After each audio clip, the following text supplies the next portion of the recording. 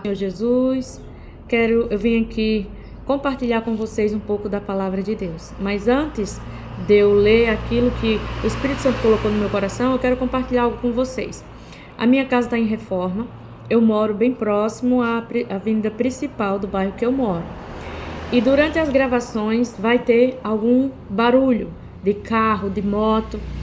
E por muito tempo eu resisti em gravar esses vídeos, em compartilhar aqui no meu canal o que Deus tem me ensinado, tem colocado no meu coração, o que a palavra de Deus tem feito comigo e a maneira que o Espírito Santo tem trabalhado em mim através da palavra de Deus. Então hoje eu tomei a decisão de não deixar essas coisas me impedir de fazer aquilo que eu fui chamada para fazer. E quando a gente fica pensando, não, vou esperar a parede estar bem pintada, eu vou esperar a reforma da casa, minha casa está sendo reformada, não, eu vou esperar o barulho sair, o barulho passar, e a gente fica dando desculpa e acaba não fazendo. Mas hoje eu tomei a decisão de não deixar mais essas desculpas atrapalhar aquilo que Deus colocou no meu coração. Porque o propósito desse canal é compartilhar a palavra de Deus, a maneira que o Espírito Santo fala conosco, porque o Espírito Santo fala com cada um de nós, segundo aquilo que é necessário, aquilo que a gente entende, aquilo que a gente absorve. E eu espero que esses vídeos venham ajudar você que me acompanha aqui nesse canal. Outro dia eu vi, são 26 inscritos. E eu olhei o meu canal e eu me emocionei. Eu falei assim, meu Deus, são 26 pessoas que estão aqui, né, nesse canal. Não sei se me acompanha, se vê os vídeos sempre. E o Espírito Santo falou assim, são 26 pessoas. Dê valor essas 26 pessoas que estão aqui, que se inscreveram no seu canal. São 26 pessoas que são pessoas importantes. E que se elas estão aqui é porque foi Deus que escolheu para elas estarem. Muitas das vezes a gente fala, não, eu vou acompanhar porque é parente, porque eu gostei da cara dela, porque eu gostei do jeito que ela fala, eu sou irmão, eu sou uma amiga, eu sou uma pessoa que conheço. Mas eu quero dizer para você que você está aqui não é só por isso, mas é porque o Espírito Santo tocou no seu coração. E Deus tocou no meu coração para dizer que você é importante, para valorizar a sua presença aqui. E a Bíblia que eu vou usar, né, para trazer essas mensagens é essa Bíblia aqui. Eu amo essa Bíblia, eu sou apaixonada pela palavra de Deus e essa Bíblia, né, ela não é que ela tá de cabeça para baixo, é que ela fica ao contrário. Eu marquei aqui o versículo, então eu vou colocar ela assim, agora que ela tá de cabeça para baixo. Não, vou deixar do jeito que tava mesmo. É a Bíblia King James, né, 1611, a Bíblia de Estudos de Spurgeon, Estudos Expositivos e Aplicações Pessoais, por Charles Spurgeon. Foi uma Bíblia que me ajudou muito a trazer clareza naquilo que eu tenho buscado, que eu tenho feito. Eu quero compartilhar com vocês. E aí eu estava aqui, Deus, o que é que eu faço? Eu tenho trabalhado muito sobre o medo. Eu sou uma pessoa, né? Eu sou terapeuta e eu trabalho ajudando as pessoas a trabalhar o emocional, a melhorar a capacidade delas. E durante muito tempo eu fui tomada pelo medo, pela vergonha, o medo de me expor, o medo de aparecer.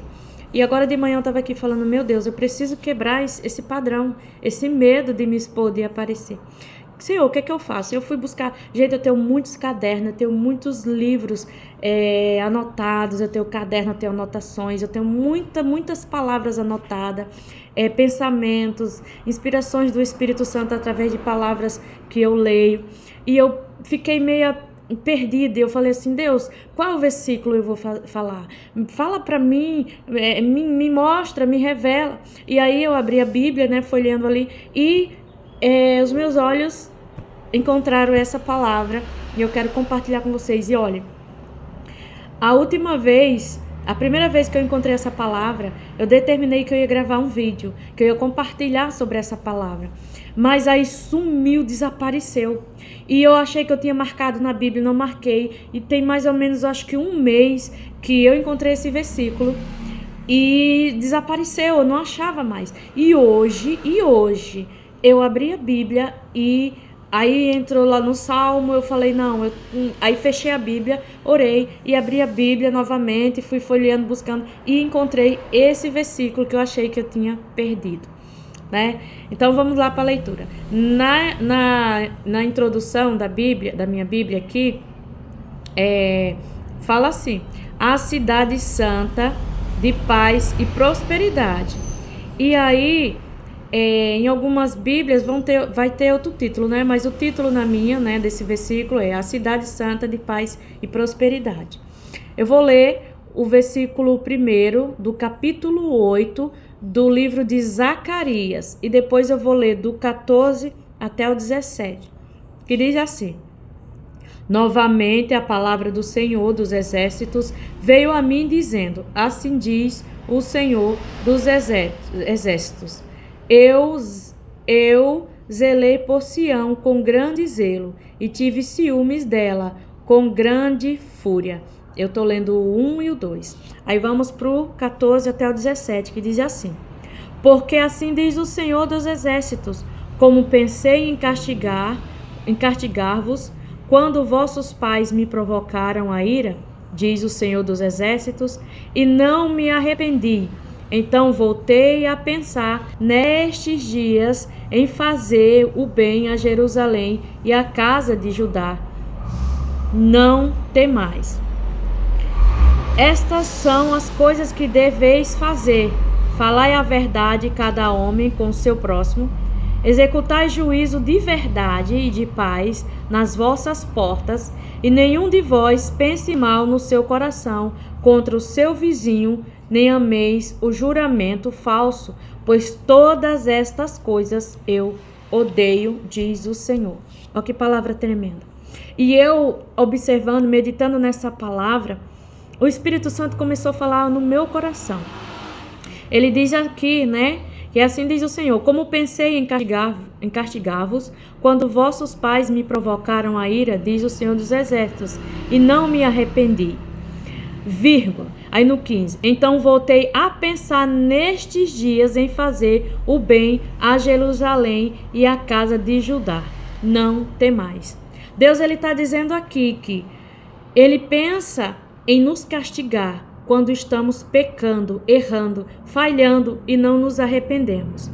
Mas ele diz: bom, não vou castigar essa pessoa, não vou pesar minha mão sobre ela. Vou pensar de que maneira eu chamo a atenção dela. De que maneira eu vou fazer com que ela entenda o que é necessário fazer para que ela não seja castigada, para que ela não colha os frutos do mal que ela vai fazer. Aí, no versículo 16, ele instrui, ele traz a instrução. Eu vou dizer para você uma coisa: Deus nunca dá uma palavra, nunca dá um direcionamento sem instruir a pessoa. Isso é em todas as áreas da nossa vida. Se você pensa em montar um negócio, em abrir um negócio, em conversar com alguém, você busca uma palavra, Deus dá a palavra, Deus dá o direcionamento, mas ele instrui, ele fala como você deve fazer, né? E aqui no versículo 16 ele diz assim: ele dá a instrução do que devemos fazer para que não venhamos ser castigados ou para que não venhamos receber a recompensa ruim do que fazemos. No 16 diz assim: estas são as coisas que deveis fazer. Falai a verdade, cada homem com o seu próximo. Quer dizer, não mentir. Seja sincero, seja sincera. Se você vai abrir a sua boca para falar algo que vai prejudicar ou falar uma mentira, se você não consegue falar a verdade, se você tem medo de ferir as pessoas através da verdade que você precisa falar, então fique calado, fique calada, não fale. E se for preciso falar, se é algo que tem que ser falado, ore a Deus, peça direcionamento, discernimento. Senhor, eu preciso falar isso com essa pessoa, o Senhor me mandou falar, mas as minhas palavras são duras, eu tenho medo de falar a verdade para não machucar a pessoa, para não magoar a pessoa. Então peça direcionamento a Deus, da maneira que você deve falar. Executai juízo de verdade e de paz nas vossas portas. O que você vai falar vai trazer paz? As suas conversas estão trazendo paz, estão trazendo alegria, ou as suas conversas traz contenda? Ou as suas conversas traz desconforto? É isso que Deus está falando. Porque quando nós vamos conversar, quando ele fala que executar juízo, significa trazer um entendimento, significa julgar uma coisa, julgar uma palavra, uma conversa. Exemplo, você vai conversar com alguém, aí vem um assunto sobre um acontecimento dentro da igreja. Você tem que pensar de que maneira você vai executar essa palavra. Porque quando você fala, você julga. Quando você compartilha, você está julgando segundo o seu ponto de vista. Então, como eu devo julgar o que está acontecendo? Como eu devo falar sobre o que está acontecendo? Alguém chega para você e diz assim: irmã, irmão, aconteceu um fato assim, assim dentro da igreja. Eu expus algo para uma irmã, ou para o pastor, para alguém, e aquela pessoa me tratou mal. Aí eu ouço como eu vou executar juízo sobre essa palavra, sobre esse acontecimento. Eu preciso falar com essa pessoa de maneira que não piore o sentimento de injustiça que ela está sentindo, que não piore o sentimento de dor, de rejeição, de raiva que está dentro dela. Mas de maneira, eu preciso julgar, eu preciso falar de maneira que ela tenha clareza do que está acontecendo, que ela possa observar e entender o que realmente aconteceu. Se aquela pessoa falou mesmo aquilo, se ela entendeu da maneira certa, ou aquilo foi distorcido por quem ouviu da boca dela e trouxe para ela a conclusão. Então isso é julgar. Isso é trazer, executar juízo de verdade e de paz nas vossas portas. O que são portas? São oportunidades. O que são portas? São lugares, são locais, são momentos, né? Portas são lugares de acesso. Então, se eu estou tendo acesso a uma pessoa que está trazendo um problema até a mim, é uma porta. Então, como que eu estou executando juízo diante de Deus com essa pessoa? Eu estou ajudando ela a resolver o problema, ou eu estou fazendo com que essa pessoa fique pior do que ela já está? Em Gálatas 6 e 7, se eu não me engano, Paulo vai dar instruções sobre a gente carregar o peso um dos outros. Mas carregar o peso não é carregar a pessoa nas costas, não é carregar o problema dela a ponto de nos adoecer, mas é de colocar na balança: bom, essa irmã, esse irmão, essa pessoa está passando por esse momento difícil, então eu vou ver o que eu posso fazer para ajudar a aliviar o peso dela, para ajudar a tirar essa culpa, tirar esse medo, tirar essa raiva de sobre ela. Então é sobre isso que o Espírito Santo está instruindo aqui nessa palavra. E o título da palavra já diz: Cidade Santa de Paz e Prosperidade. Então a pessoa que procede desse jeito é uma pessoa que vai andar em paz, é uma pessoa que vai prosperar. Prosperidade não é só financeira. Prosperidade é ter conhecimento, é viver em paz na sua casa, é as pessoas olhar para você e ver que você é uma pessoa que vai ajudar a resolver, trazer resolução para problemas que aquela pessoa está passando. E se você não conseguir, tudo bem, que nós não somos obrigados a resolver tudo de todos. E aí, continuando aqui: e nenhum de vós pensai mal no seu coração contra o seu vizinho. O que é pensar mal no seu coração contra o seu vizinho? É ter sentimentos ruins sobre aquela pessoa. Aconteceu algo, né? Vamos supor, aconteceu uma briga na casa do vizinho. O filho do vizinho é usuário, é bêbado. Aí você já pensa mal daquela pessoa, já começa a julgar aquela pessoa pelo jeito que ela anda, pelo comportamento dela, mas você não conhece a vida daquela pessoa. Você não conhece a história daquela pessoa. Você não conhece como aquela pessoa vive, como que acontece, como que é a dinâmica familiar daquela pessoa. Você pensa mal do filho do vizinho, você pensa mal do vizinho, mas você não está vivendo dentro da casa dele para ver. Eu sou terapeuta e eu trabalho na área do campo, né, da área da mente, da saúde mental, da saúde emocional. E nesses mais de 2 anos de atendimento com pessoas, eu aprendi, foi uma das coisas que Deus tirou de mim, foi o julgamento. foi julgar as pessoas sem conhecer, sem ver a história delas, sem saber o que elas viveram, sem saber o que elas têm vivido, o que elas têm passado. Essa terapia que eu trabalho, que foi a terapia que me resgatou da depressão, não foi só uma terapia para trazer cura para a minha vida, mas foi para Deus me ensinar a amar as pessoas e não julgar elas pela maneira que elas se vestem, pela maneira, quer dizer, não dar um veredito final, um julgamento final na vida das pessoas ou para as pessoas só pelo externo dela, só pela aparência externa, pelo comportamento que ela se apresenta aqui. Então é isso que essa palavra está dizendo. E nenhum de vós pensai mal no seu coração contra o seu vizinho. Quando eu penso isso no meu coração, eu estou pensando contra ele. Quando eu julgo o que aquela pessoa está fazendo errado, ela é errada, ela é alguém ruim, eu estou julgando contra ela. E gradativamente, ou inconscientemente ou conscientemente, eu vou julgar aquela pessoa e vou falar mal dela. Então eu estou pensando contra ela, porque quando eu falo mal, quando eu compartilho um erro, uma falha de alguém, eu estou fazendo juízo contra ela, eu estou defamando, eu estou falando mal dessas pessoas. E o Salmo 1, né, no capítulo 1, o Salmo 1 ali naqueles capítulos, acho que são 6 capítulos, se eu não me engano, está falando justamente desse comportamento, das pessoas que não prosperam porque elas se comportam dessa maneira. Elas julgam a vida da pessoa, elas condenam, elas fazem a exposição do erro da pessoa, elas são juízas, são advogadas, são promotoras e dão a sentença na vida das pessoas sem conhecer realmente o que elas vivem. E nem ameis o juramento falso, pois todas essas coisas eu odeio, diz o Senhor. O que é o juramento falso? Amar o juramento falso é jurar falsamente, é viver jurando falsamente. O que é jurar falsamente? É você prometer algo para alguém e não cumprir.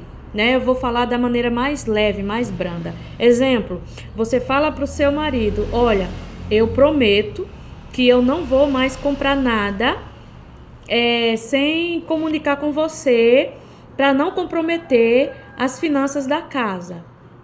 Aí passou uns dias, você vai e faz aquilo, compromete. Chega no dia de pagar, cadê dinheiro? Você foi além do orçamento da casa, da família e você descumpriu, você jurou falsamente. Você jurou da boca para fora, mas no fundo do seu coração você descumpriu, você foi falsa. Você jurou, mas sabendo que você ia fazer aquilo. Porque você jurou falsamente, você não jurou com verdade. Isso é só um exemplo. Então você jurou para o seu cônjuge, para o seu marido, para o seu companheiro, que eu não vou comprar mais, tipo, roupa. O marido chega para você e diz assim, olha, o nosso orçamento mensal é R$2.000. Mas tem X para o aluguel, X para a água, X para a luz, para a internet, tem os compromissos com a igreja, tem isso, nosso orçamento está fechado, não dá para comprar mais nada além disso. Tá bom, eu não vou comprar. E você está fazendo dívidas e quando chega o dia do pagamento, a gente senta e você diz, eu tenho que pagar isso e não sei o que, e se vitimiza e chora e acaba atrasando as contas para ter que pagar aquele compromisso que você não cumpriu. Então você jurou falsamente. É um tipo de juramento falso. Você jurou para o seu marido, não, eu faço esse compromisso, eu juro para você que eu não vou comprar nada além desse orçamento. Nós só tem R$2.000 para sobreviver, então se eu comprar R$100 além dos 2.000, você vai ter que deixar de pagar água, de pagar a luz, né, enfim, para poder pagar esse compromisso, ou então você vai ficar com o nome sujo. Aí você vai e faz. Então você jurou falsamente. Não, irmã, eu juro que isso é verdade. Fulano falou, ele disse. Isso é jurar falsamente.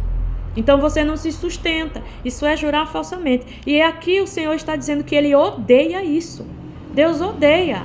Então se Ele odeia, se eu fizer isso, eu vou ser castigada. Eu vou sofrer as consequências do meu erro, da minha falha. Né? Então vamos meditar nisso. O que você está fazendo, né? Quais são essas práticas, esses padrões de comportamento que você está tendo na sua vida, que está causando prejuízo na sua vida? eu descobri um padrão. Padrões são padrões, vamos supor, essa capa de celular, ela é do celular Oppo, vamos dizer assim. Então, todas as capas do celular da marca Oppo tem um padrão. Se eu colocar essa capinha em outro celular, pode caber, mas vai tapar a câmera ou vai, entendeu? Então, o padrão é isso. É algo que é feito todos os dias, da mesma forma, da mesma maneira. E eu tinha um padrão de mentir quando eu não queria fazer algo para alguém. Dar desculpa também é mentir. Quando você não quer dizer não para a pessoa e você dá uma desculpa, você está mentindo. Você está mentindo, exemplo, a pessoa, Eliana, eu estou precisando disso, você pode fazer isso para mim? Eu, para não magoar a pessoa, para não ferir a pessoa, para não ofender a pessoa, que era o medo que eu carregava dentro de mim, de magoar a pessoa, de ferir a pessoa, eu acabava dando desculpa, e desculpas também são mentiras. Eu olhava, eu não tinha outra coisa para fazer, mas eu não queria dizer não para aquela pessoa, eu não sabia dizer não para aquela pessoa, porque eu ainda carregava a ferida da rejeição. Então eu falava, eu não posso porque eu vou fazer isso, eu vou pro centro, eu tô fazendo isso. Eu mentia, então eu tava dando desculpa, em vez de eu dizer, não, eu não posso fazer nesse momento, eu não quero fazer, eu não posso, eu não vou fazer. A palavra de Deus diz que da nossa boca deve sair simples, sim, sim ou não, não. Passou disso, é procedência maligna. Então, se eu minto, se eu dou uma desculpa mentirosa, eu estou mentindo. Então, estou deixando o maligno usar a minha boca. Então, eu tinha esse padrão de dar desculpas. Eliane, você pode imprimir isso para mim? Exemplo, mandou um convite para mim imprimir, eu tenho uma impressora. Aí eu falava, sim. E daí, quando eu pensava, eu via que eu não conseguia dar conta. Aí eu pegava e ia procurar outra pessoa para fazer aquilo para mim. Quando eu via que eu não conseguia, eu dizia para ela, eu não posso, eu não consigo. Eu menti para aquela pessoa. Eu disse que dava conta e aí eu fui procurar um terceiro para fazer para mim, para me entregar para aquela pessoa achar que foi o que fiz. E quando eu não achava alguém para fazer para mim, eu mentia, eu dizia, eu não consegui, não deu certo, a impressora isso e aquilo. Então isso é mentira. Então, em vez de eu analisar antes de eu responder, eu já respondo. Então nós precisamos analisar primeiro a resposta para poder dar essa resposta. Mesmo que seja sim ou não, nós temos que analisar, eu dou conta disso? Eu posso fazer isso ou eu quero fazer? Porque muitas das vezes a gente não quer fazer e faz obrigado. E para não dizer não, a gente faz as coisas sem vontade. Então eu creio que você aprendeu dessa palavra. E para finalizar, eu vou deixar uma frase aqui do Charles Spurgeon, que ele diz assim: você não deseja que outros sejam salvos? Então você não está salvo? Tenha certeza disso. Então, assim, ele está perguntando aqui, você não quer que outros sejam salvos? Então, se você não quer que outras pessoas sejam salvos, é porque você não tem certeza da sua própria salvação. Porque se eu não quero que as pessoas sejam salvas, então eu não tenho certeza que eu estou salva. Então, se eu não tenho a certeza que eu vou para o céu, se eu não tenho a certeza da minha salvação, então eu não vou ter um propósito concreto de vida para que as outras pessoas sejam salvas através do que eu estou falando. Deus te abençoe e até breve.